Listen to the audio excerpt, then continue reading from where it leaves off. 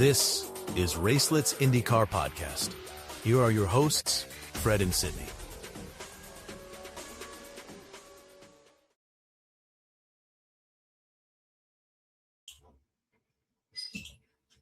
Hey, what is up, everyone? Fred and Sydney here from Racelets IndyCar Podcast, bringing you our latest episode, covering this past weekend's Good Ranchers 250 at Phoenix.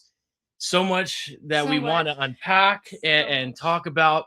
An amazing weekend that we spent out there in the desert of the sun in Phoenix, and the IndyCar race and everything else in this duel in the desert weekend had to give us. Sydney, it's taken me a few days to decompress and to get everything to going. Decompressed from this weekend. No, I'm pumped. I am so excited to get racing back here as soon as possible. It was just an awesome weekend that we had there. We'll go over all of the events of the weekend, IndyCar qualifying, practice sessions, obviously the race. NASCAR was there this weekend. We experienced our first NASCAR race, and I'm going to tell you one thing. I like NASCAR. I'm gonna say I like NASCAR. It's so different. It's very different. We will give you our perspective on that as well. But let's dive right into things, Sydney, and let's talk about what happened here.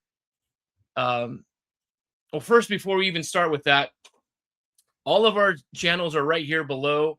You can follow us at Racelets IndyCar Podcast on X, on TikTok, YouTube, Instagram. We're everywhere right now. A lot of content we've been pumping out, a lot of photo dumps, and a lot of videos, a lot of cool things that we've got right there. So if you're not following us, please give us a follow and like and subscribe to our podcast here on YouTube as well. We're trying to provide all the good content we can for race fans out there. And if you're new to the sport, or if you are a veteran in the sport, absolutely. It's a great opportunity to learn a little bit. We talk about the races. We're also going to preview this weekend's Java House Grand Prix in Arlington. And then also we had some big news earlier this week of the map layout in Washington, D.C. for the Freedom 250. We'll get into all of that.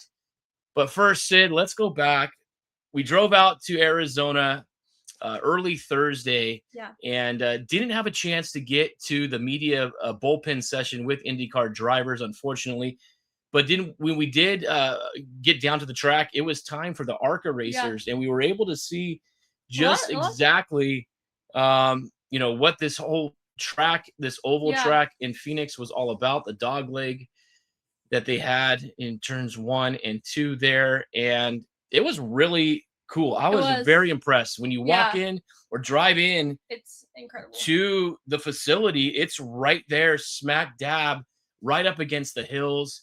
I was able to do some hiking on Sunday and got some cool photos and everything from on top of the mountains. But what a cool atmosphere that was. And it's been 8 years since IndyCar has been in Phoenix. And boy, I'm going to tell you one thing. I guarantee you they will be back in 2027. Another 8 years. It could be another NASCAR doubleheader.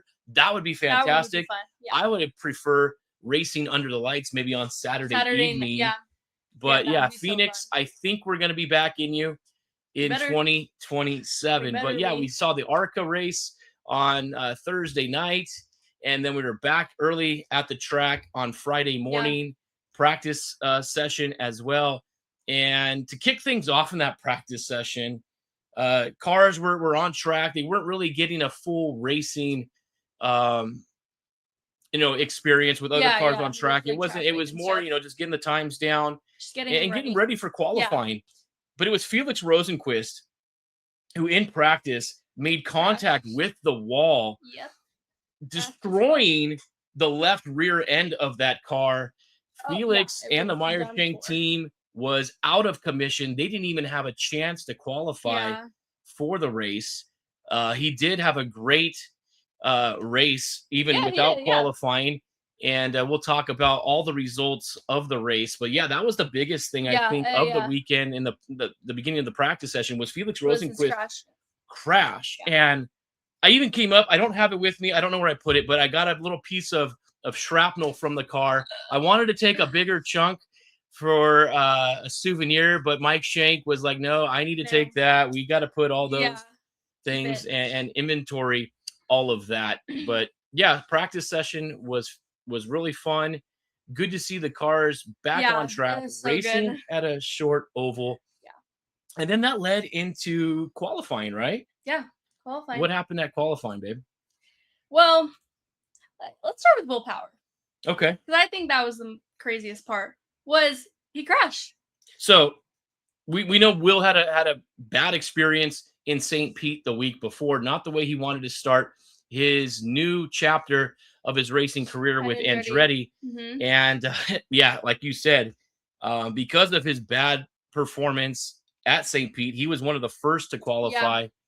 And it was a 2-lap time session there, and Will made contact with the wall. I think it was on his first lap after his warm-up. Right after the warm-up lap, and he was going to be starting in 25th to start this race. Just not the way you want things to start for Will and for Andretti and all that. The guys there. I'm really impressed with what we saw out of RLL in qualifying. Yeah, that was maybe crazy. Not so much Louis Foster, but the way Graham Rahal and Mick Schumacher on his very first oval, his very first time running the track, finished in P4. Yeah. Graham Rahal started P3. So 2 RLL cars were at the top to start this race. They didn't finish too great. Graham finishing in 12th. He was I think he was the highest of all of the RLL cars. But yeah, I think so. You know, a good weekend overall. They're really, putting something together there. I like what I'm seeing out of Mick Schumacher. May not have the biggest personality right now. I think he's still trying to feel himself around, but I think in no time, he's gonna be good. With the experience that Graham and that team have, that he's going to come out of that shell, and we'll really start seeing him blossom on track and personality wise. Some other things that I wanted to mention was Christian Rasmussen, not very good when it came to qualifying. However, that was a whole nother story when it came to race day. Yes. But it was David Malukas capturing pole on Friday, his first career pole. He's been so close a couple of times last year where he was knocked out and bumped out by a guy like Alex Palou.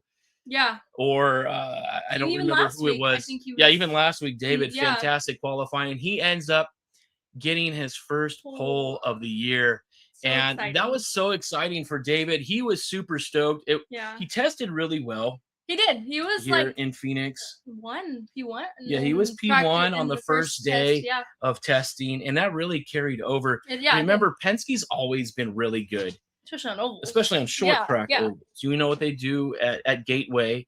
And the last race that IndyCar had in Phoenix was won by Joseph Newgarden. He wasn't, I don't think, at Penske at the time, but Will Power had also been very good when he was there in 2016 and 17. I'm dating myself back. Like that, It's been a while, but yeah, David Malukas, fantastic job.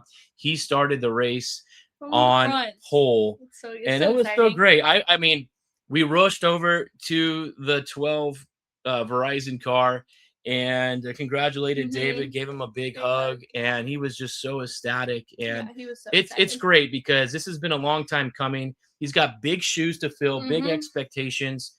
We started off on the right foot. So. Absolutely. Yeah. Taking over for Will Power, the legend and Hall of Famer who's captured the most poles of anybody in IndyCar history. That's crazy. And that 12 car does the exact same thing here in Phoenix. Results-wise of this race, Cindy, were you surprised at all at who won the race? No. Were you surprised at the way that the race developed? Yes. Yeah.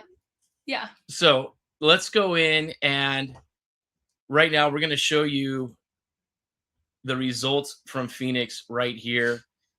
It was Joseph Newgarden. Joseph Newgarden winning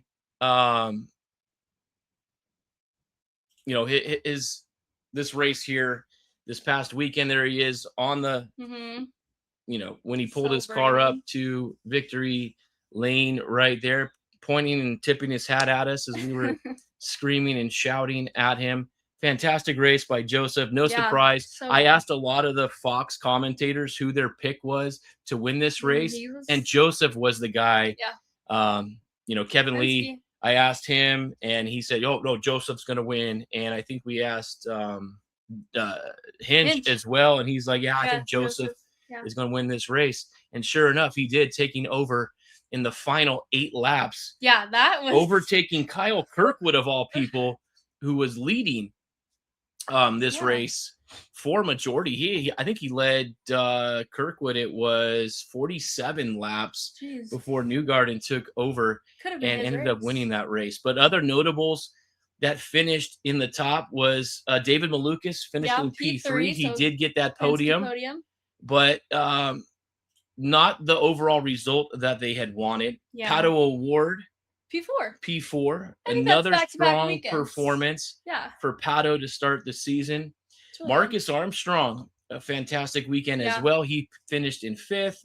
Alexander Rossi, the top of the ECR cars, in 6th. However, he was not the best ECR car, I don't think, all race of the day. Yes, we know what happened with Christian Rasmussen. He had a killer day. He just dominates on these ovals. He did. Where was Christian started? He started, I think it was like in 20th or something like that. He had worked his way all the way 18th. Up into 1st. He started 18th. Yeah.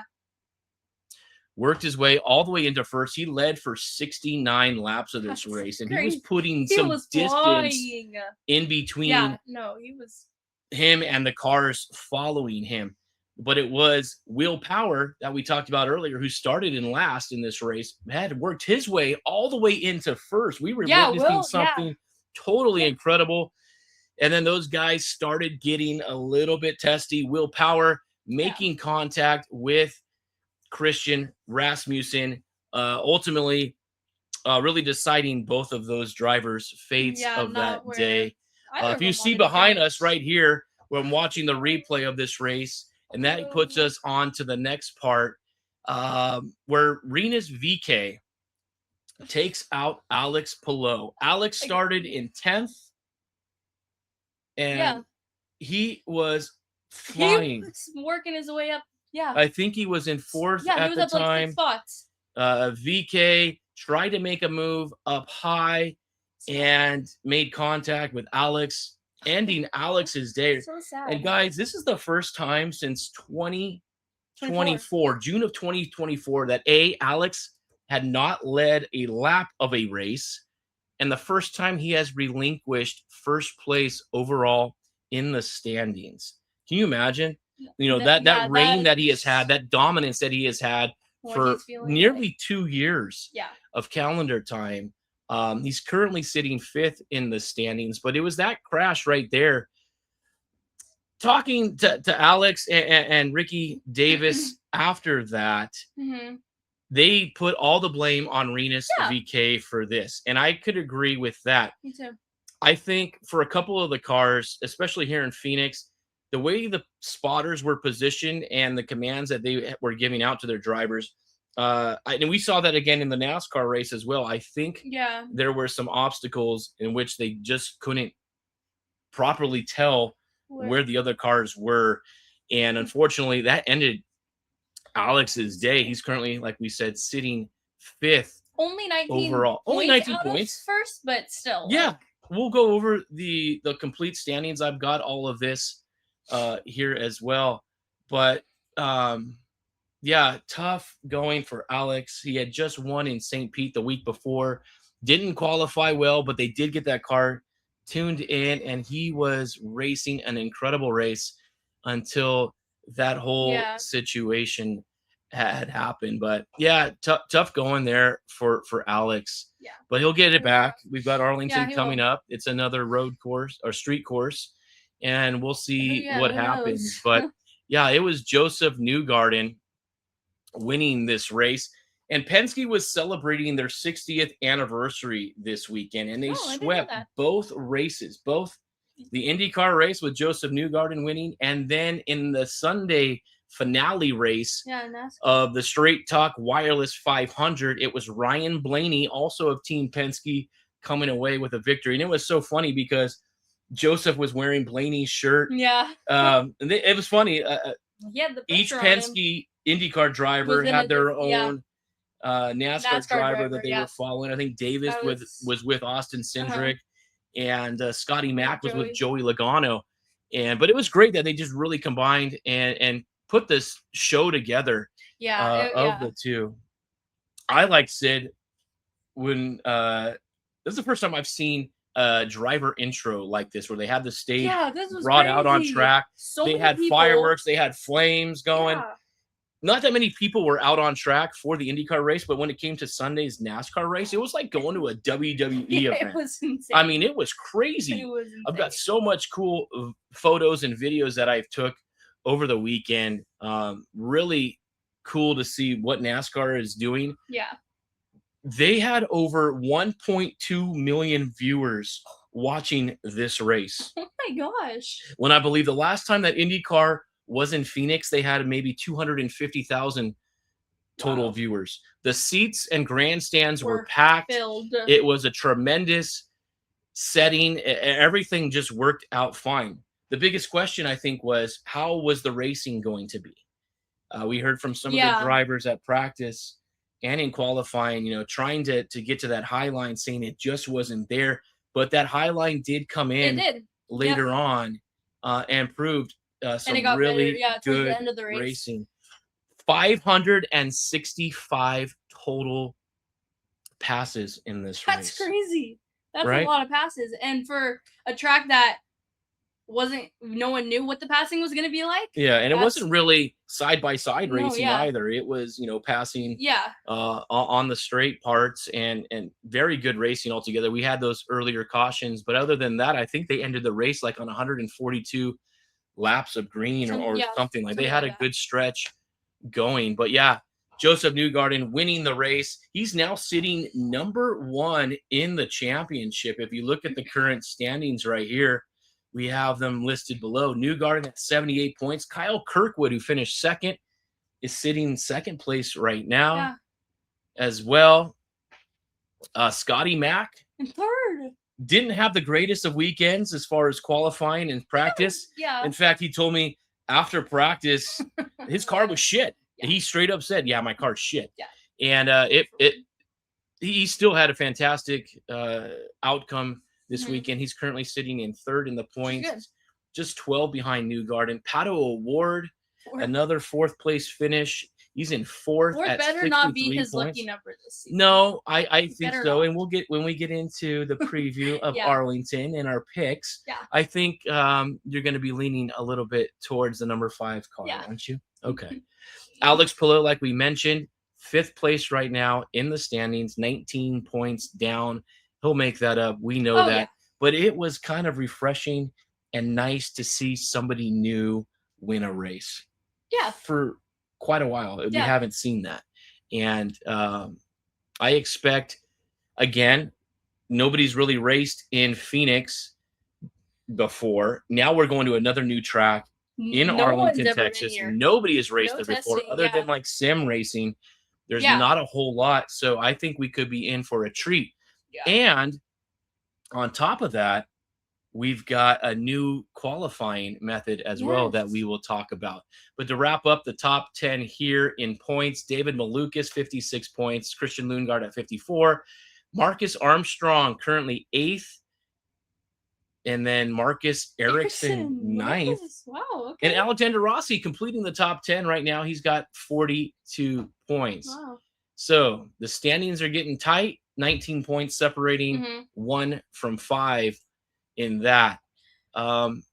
Sid, let's just talk a little bit about... before we talk about anything else, let's talk about the tires. Okay. Because I know that was a question of the weekend. How are the tires going to hold up? And in the press conference, Kyle said that the tires were different this race. Yes. I think he said they produced less dust and rubber on track. So was that better for racing?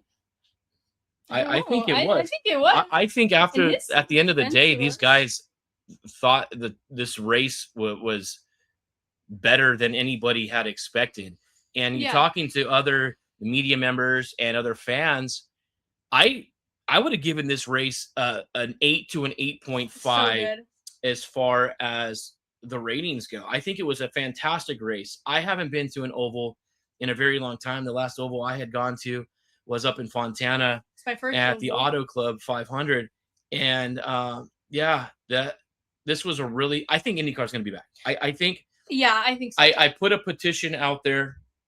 Sign it. I will send the links and post those if you sign it. And it's just for shits and giggles. But let's just see how many signatures we can get to have IndyCar come back. Yes, I think it was great. And just the whole weekend in general was so good. I mean, other than, the racing, there were so many other cool things that we did over this weekend, and all the neat people that we met along the way. A lot of other social media influencers and podcasters were there. I really like to thank IndyCar Dad for spending a lot of time with us great all weekend. This weekend. Really funny guy. If you see him at a track, just say hello, introduce yourself. He's a tremendous guy. He just goes to the races by himself, but gave us his whole backstory on what he's doing, and huge Felix Rosenquist fan is he. And it was so great to finally meet him. I think we're going to try to do something collaboration at one point or another here later this year. Obviously the girls, you guys had your meetup. Our meetup on Friday after qualifying. That was good. Yeah, always fun. Almost my favorite parts of the race weekend. David Land and Tony D also were great with us, bouncing ideas and things like that off of, and just being there in support of Racelets as well, giving us direction, and especially with you, Sydney, giving you pointers on how you can further your career and steps to take in order to get to that point. Really nice time. We got to meet Crash Gladys of Speed Freaks and took a nice 15-20 minutes to sit and chat with her. And it was so great. Another big influencer in motorsports. I listened to Speed Freaks way back in the day when they were on 97.1 here in Los Angeles, and now to see where they are at, working with Fox Sports and things like that. That was awesome. So glad, Gladys, that you took the time to talk with us as well. Fast Car Kira was there. Lulu and Chloe were there. We had a fantastic time meeting everyone. And if I don't mention you, I am sorry. There were so many faces, and people were saying, "Oh, you know what? You're Racelets. Yeah, I've heard of you, or I've seen you." That was really cool and encouraging as well. But yeah, I mean, Sid, what else can you come away with from this weekend? Like, overall, what would you give this weekend if you had to grade it? I don't know, because it was so good. I'd say like an 8.5 to 9 out of 10. Just because it doesn't get a 10 because it was a Saturday race and like everything was in like 2 days. Right. So, but yeah, it was such a good weekend. It was such a good weekend. ROL, like we mentioned, great as far as the qualifying goes. David's first pole as well. And then to see the NASCAR race, we were right there. Yeah. So much different. And I asked fans, what do they prefer? A lot of NASCAR fans on Sunday said they were also there for the IndyCar race, but they didn't like the racing. Yeah, it sounds like. And then the IndyCar fans are like, "Oh my gosh, this was the greatest race. I don't like NASCAR," but it was a little bit of both worlds. To tell you one thing, with nearly 40 cars on track for NASCAR, when that green flag drops and those cars are motoring around, the sound is intense. It's so like loud. Airplane engines, flying right by you, and you can feel it in your chest. Literally. I mean, I had my ear pointing towards the track, and it kind of messed up my equilibrium a little bit. Like, for a while, if I stayed there for too long, oh my gosh, you go inside and you feel like, whoa. Yeah, I mean, and then even walking out of the place, we didn't get to stick around for the entire race. We did have to head home, unfortunately, but I did listen to all of the NASCAR race on radio on Sirius Sounds like a XM as crazy well. race. That was a crazy race. 12 cautions, tied the track record Crazy. at Phoenix. That's like, so crazy. Yeah, Tyler Reddick had a chance to win his 4th in a row. Didn't happen, but it was Ryan Blaney, the mustache man, picking up that win for Penske. And how did your grid rival picks go? Do we want to touch on that subject right now? Okay. I had a really good roster on one of my teams. Unfortunately, I make the mistake of never putting the same teams together. I have one good team one week, another good team another week. I need to make that top team the best. And I'm still sitting in the top 500 overall. Had I had put the roster that I had week 1 with the roster I had with week 2, I could be in the top 10, if not higher. Right now, over 1,500 points. But we make it up this week. We'll get right back there to where we need to be. But yeah, just awesome weekend. The sights and sounds. The weather was fantastic. Yeah, the weather was perfect. A little bit windy. Not too hot though. On Friday and Saturday. Not so much the wind on Sunday, but it was a little bit warmer. It was warmer Sunday. The sun felt great. I have a little bit of a burn on my lip. My lips are all my lip, for some reason, were just getting fried no matter how much chapstick I was applying on there. Again, guys, if you're just tuning in, why isn't your name on here, Sydney? What the heck? I have no idea. This whole time.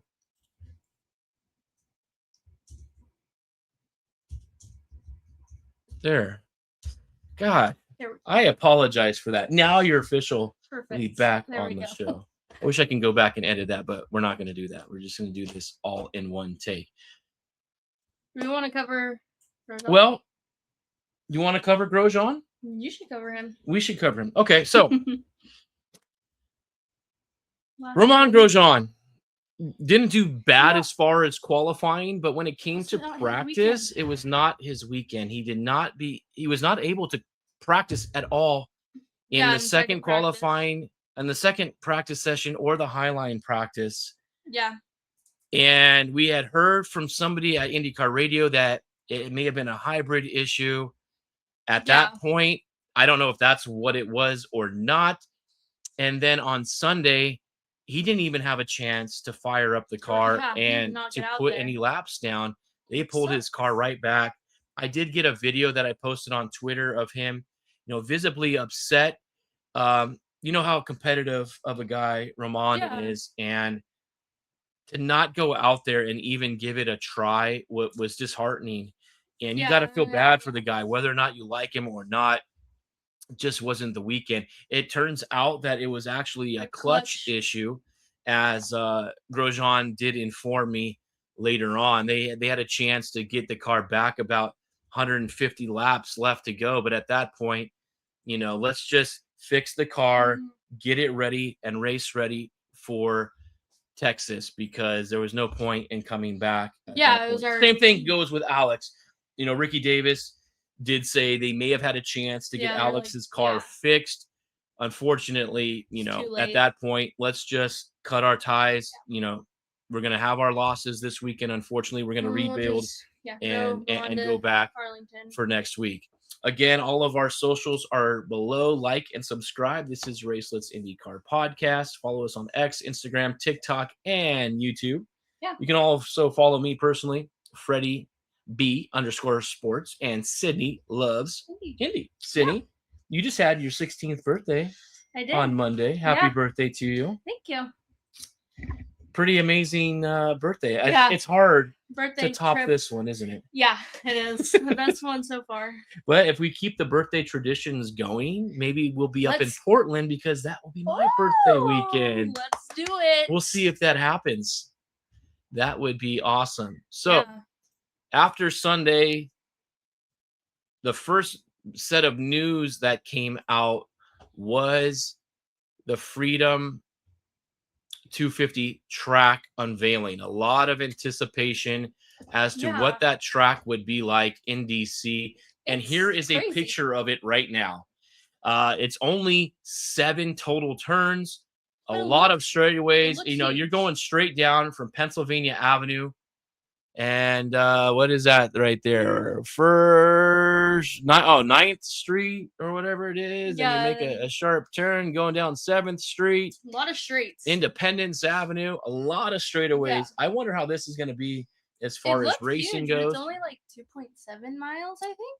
No, the current no, it's only 1.6 miles. But it looks huge. Yeah, the longest straightaway is Oh, 0.4 of a mile. Only 7 turns, like we mentioned. It should be a really fun race Yeah. when we get to that point. Again, this is just going to be a One-time thing. one-time thing celebrating the United States 250th birthday. Mhm. And I think it's going to be a lot of fun. Keep your Yeah, it's politics something different. aside. Let's just focus on the racing and hope we get to a point in this society where we can race this without having any Yeah. tension or anything like that to distract and to Yeah. prevent this from going off as it should. But this weekend, we're going back down to the Java House Grand Prix of Arlington. Let me move that over to here. And this is what Oh, a crazy looking track. Ew. the track looks like here in Arlington. To me, I call this the meat cleaver, right? I mean, it looks like you got Yeah, the handle. and the chop. This would have been a perfect race, I think, for Good Ranchers. Ranchers Yep, to I be was the just sponsor, thinking that. right? Yeah. And maybe Java House Well, and would I be feel like- the other one. Well, yeah, and like Arlington and like it's like Texas, barbecue yeah. and like so like Maybe there'll be a sponsor next later year. on. But yeah, it should be. It's almost 3 miles, the longest street that's- circuit of all the IndyCar races this season. It's the first race in Texas since 2014. And yeah, I mean, wow.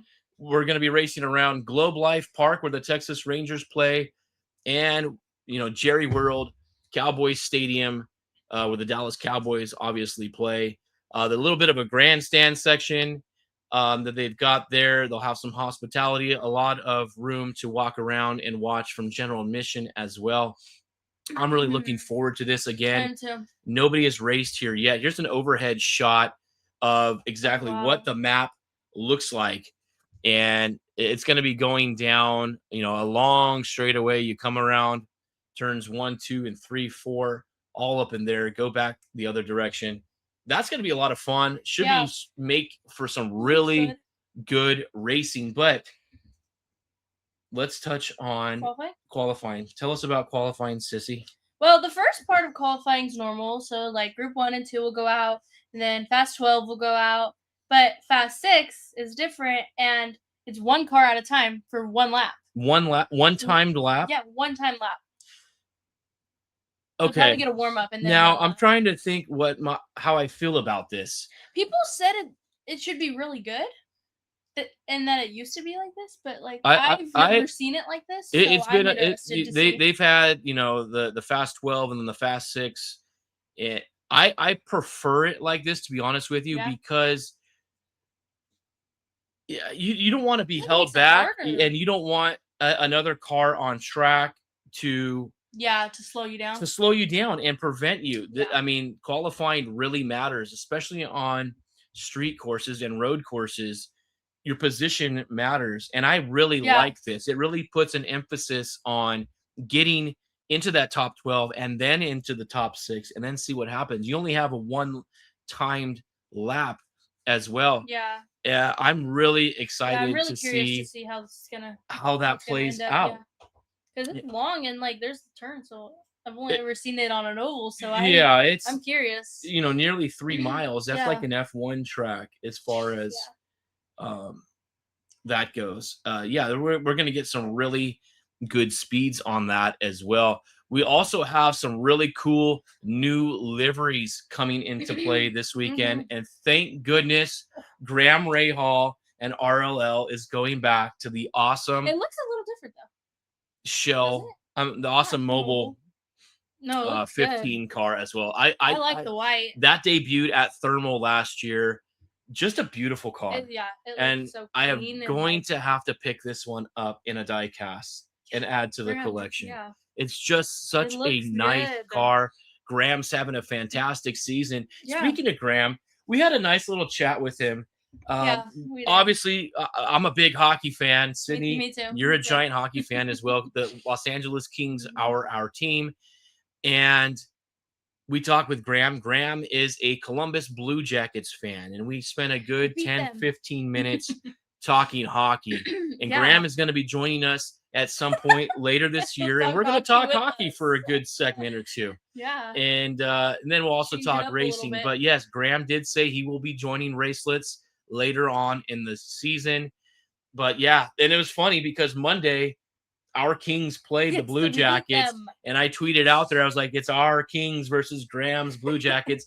The Kings got the better hand, winning that game in overtime. But yeah, that's just fun. And to see these guys, you know, and their passion for sports outside of racing.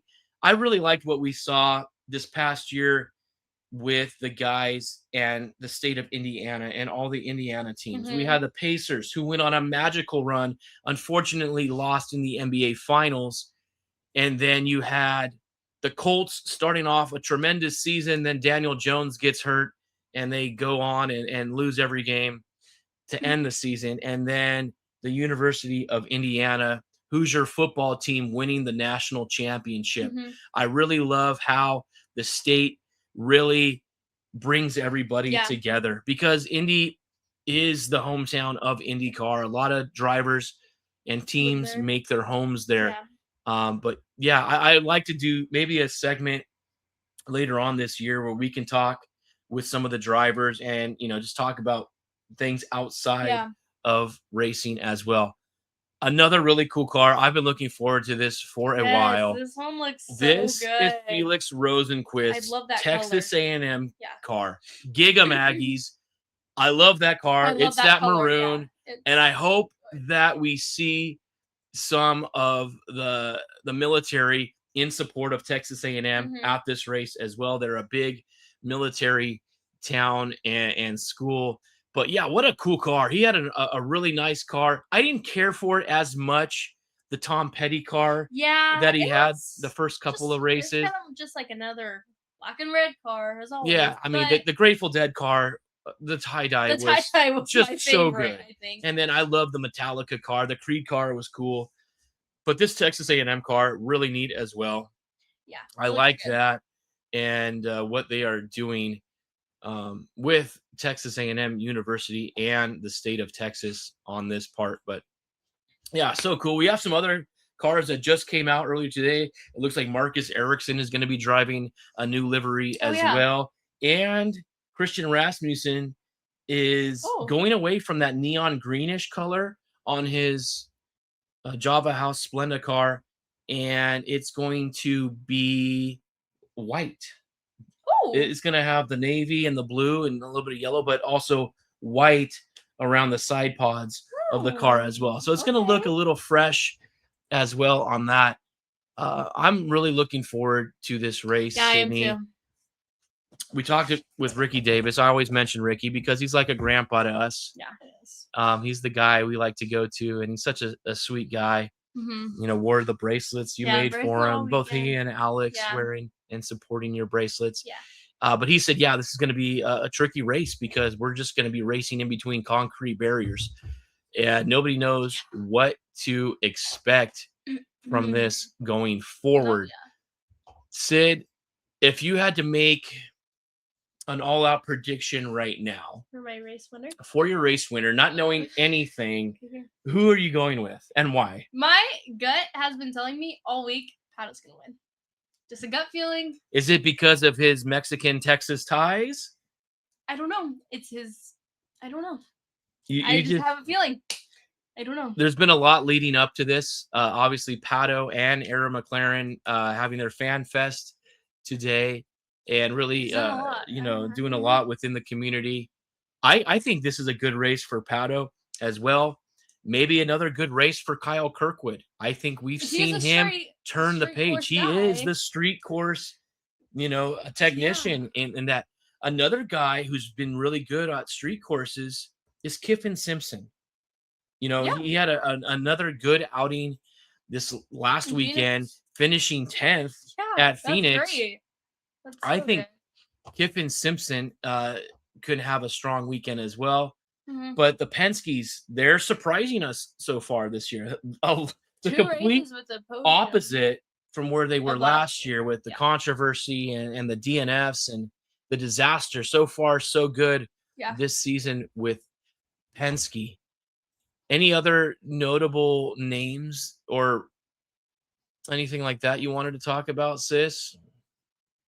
No? What's going on with Stingray Rob? I have no idea.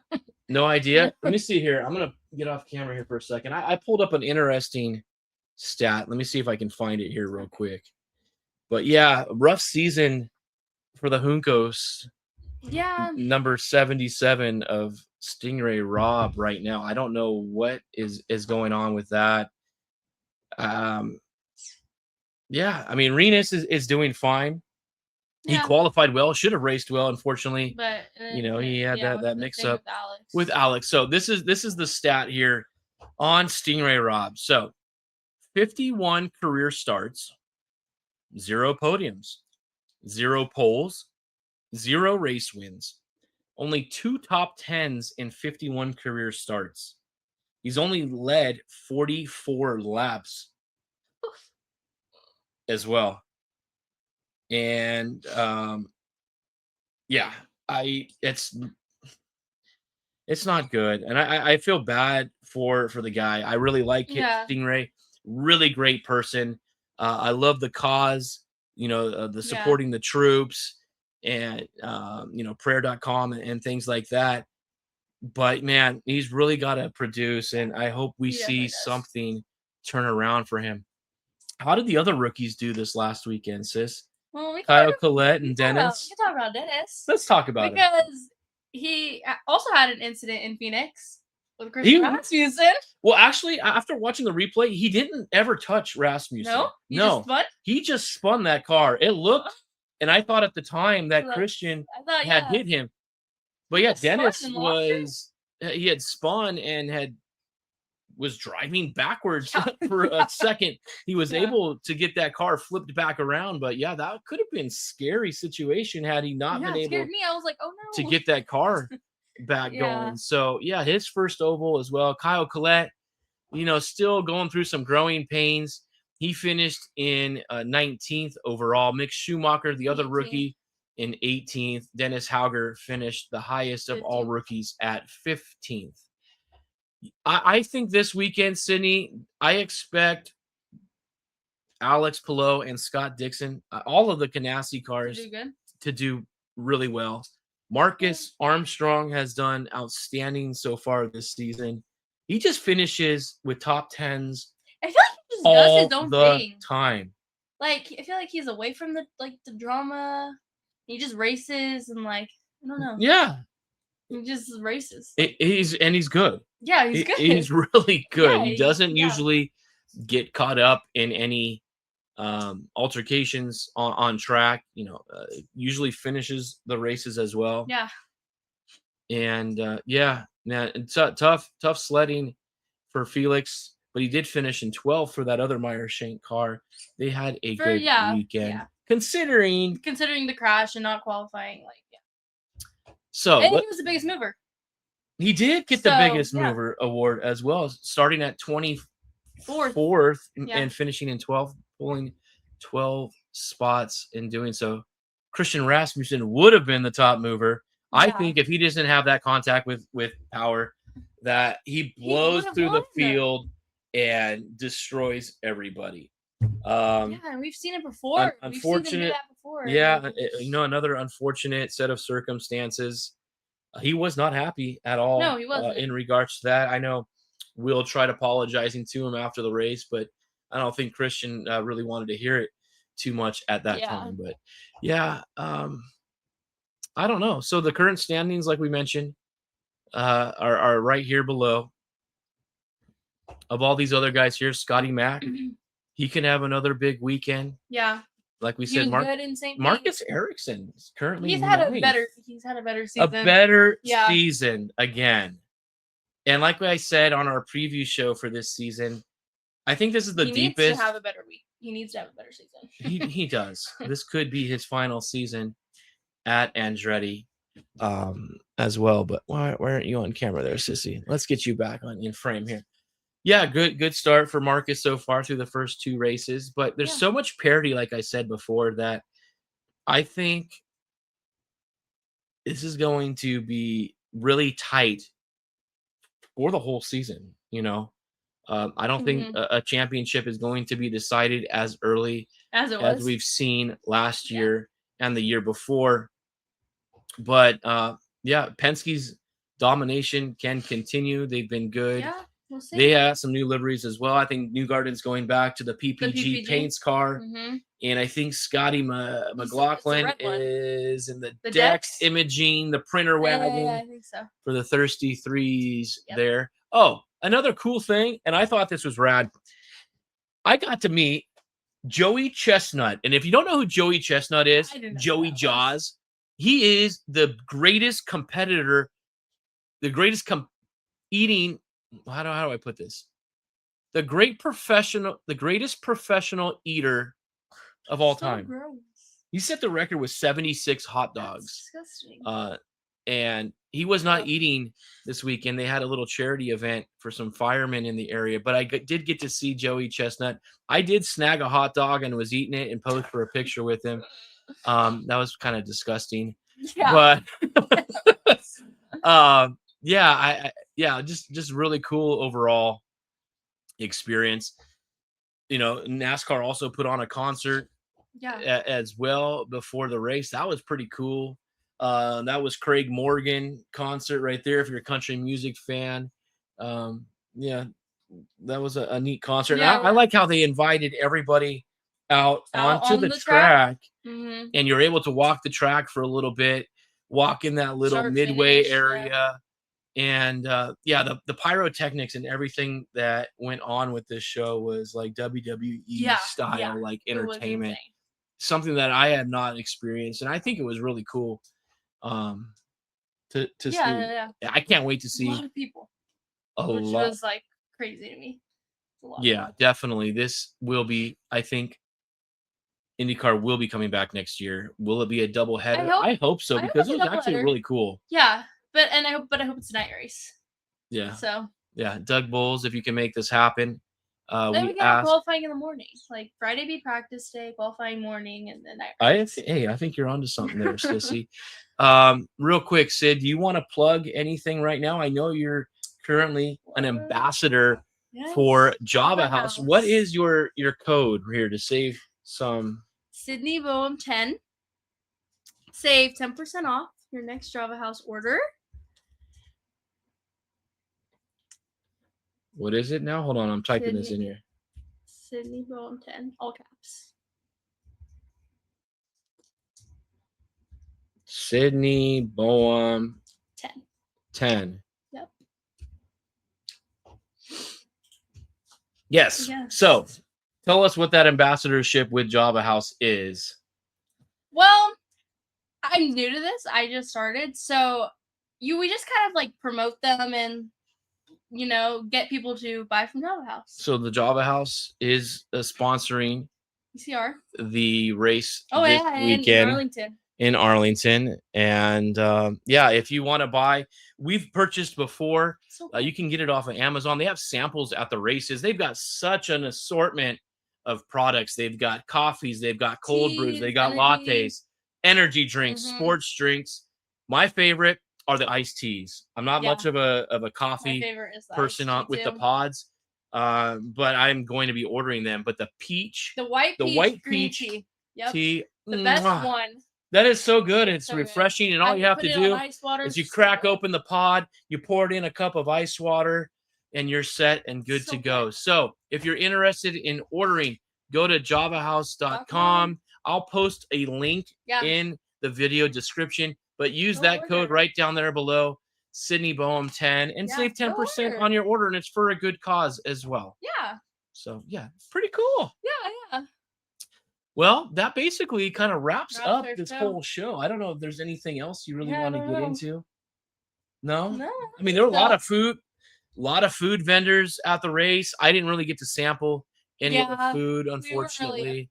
there. But yeah, I mean, what a weekend, man. And I got to see NASCAR fans as well. I've always had, that little stigma about NASCAR being kind of like, Southerners, Yeah. guys from the, white guys from the South, and What it is. hillbillies and all that stuff. I'm not gonna lie, there were a lot of that. I've got great pictures of people with mullets, missing teeth, cool outfits, all kinds of stuff. We're posting pictures on our social medias with all of that, but it was Yeah. all in good fun and all for a Yeah. good time and a good cause. Again, like and subscribe to our podcast. We're trying to grow this thing. Yeah. I think with each week, the show is just getting It's better. getting better, yeah. And without the community out there, like everybody else, this couldn't be possible. So thank you guys for supporting us Yeah. and continuing to engage with us. And we look forward to this awesome race weekend. Yes, I'm so excited for Arlington. Another early race, though, for us here in the West Coast. It's a 9:30 a.m. Yeah. race. Practice on Friday, and then we got a practice session and qualifying on Saturday, and then the race on Sunday. I hope Next is in Arlington, right? Yes. Race as well. Yes, Indy Next did have the week Looking off. forward to that one too. Yeah, we did see Jordan Missig at the track in Phoenix as well. He said hello to us, and we'll try to get him on our show later on as well. He told us that he was going to join us. He wanted to get on last year, but he said around April of this year they'll kind of have a little bit of downtime. Yeah, so we'll talk some Indy Next more in depth as the season goes on. But for right now, I think we're good. I'm looking forward to this weekend. I didn't give my pick. Oh, who do you think's gonna win? I like your Paddle pick a lot. He's due. And I think it's his hometown race. Yeah. Yeah. Man, it's hard. I'm trying to throw somebody out there fresh and new, but that was just my gut feeling. I think. Yeah, I like Pato, but I think Alex Palou is going to rebound. I also think Scott Dixon is going to have a much better race as well. This could come down to fuel consumption and managing the fuel and tires. Yeah. That could be a race with the longer laps as well. I would assume at least 2 to 3 pits. It's almost a 3-mile course. We're going to be in for quite a treat. I hope this thing, is everything that has been hyped up to be. But yeah, we got a few more days to go, guys. Then we have this race, and then we move on. 3 weeks to start. 3 races to start the season. 3 consecutive weeks is kind of nice. It is nice, and then to go to like a weekend with nothing is kind of sad. It is. Yeah, it's sad, but it is what it is. Oh, yeah, by the way, while we were out in Arizona, we were able to catch a few innings of our Padres. They played a night game in Peoria on Friday night against the Chicago Cubs. We got there for a couple of innings, and on the way out, almost nearly got hit with a ball. It's a small field, small stadium. Foul ball came over the top outside of the field of play and nearly hit me in the parking lot, but I came away with a foul ball after all of that. So that was a really cool souvenir to have there. But yeah, I would love to be going back to Phoenix next year. So let's make that happen. So everybody, thank you for tuning in to the show. Everybody we met over the weekend. Again, if we didn't mention you, it's because I just have brain rot like David Malukas, right? What did he say during the press conference after the race? No, something about his TikTok brain rot mind or something. Yeah, well, I think it was Bruce Martin had asked Kyle Kirkwood something about the tires and the way the race went, and Kyle went on for like a minute, and then the question came to David, and David it's like, what was it? Was like, yeah, I kind of zoned out. What were you saying again? I totally forgot. And then he asked the question again, and he's like, oh, this time I'm focusing on Hell yeah, IndyCar is awesome. Yeah, that was the quote of the weekend. Quote of the weekend. Hell yeah. IndyCar is awesome. And thank you to everybody out there. Sydney, it's going to be a fun weekend again for us. Yeah. I'm going to make some great food. No, we won't be there. We'll be in Long Beach in a couple of weeks' time. But yeah, the nice thing about watching the races from home is you can relax. in the comfort of your own home. You've got the phenomenal broadcast guys on Yeah. Fox. And I really heard too that it was Hinch and T-Bell, and I think it may have been Buxton as well that were on the NASCAR broadcast, but Oh yeah. they really took over that, and they said Really? those. I Oh. mean, we're so fortunate to have those guys calling Our race. IndyCar races because they are the best in the business. Not Yeah, they are. no, I'm not putting down the NASCAR guys at all, but it's a little boring. Yeah. It's it been is. called NASCAR Yeah, NASCAR. at times. Yeah. And our I think guys are good. And the commentary that IndyCar has is so great. So thank you, Hinch and Buxton and T-Bell and everybody else that covers the races. So yes, I'm done talking now. Thank you again, everybody, so much for tuning in to today's show. And we will get back and we'll talk again. And thank you guys again so much. This is our podcast. I am Fred. Thank you all.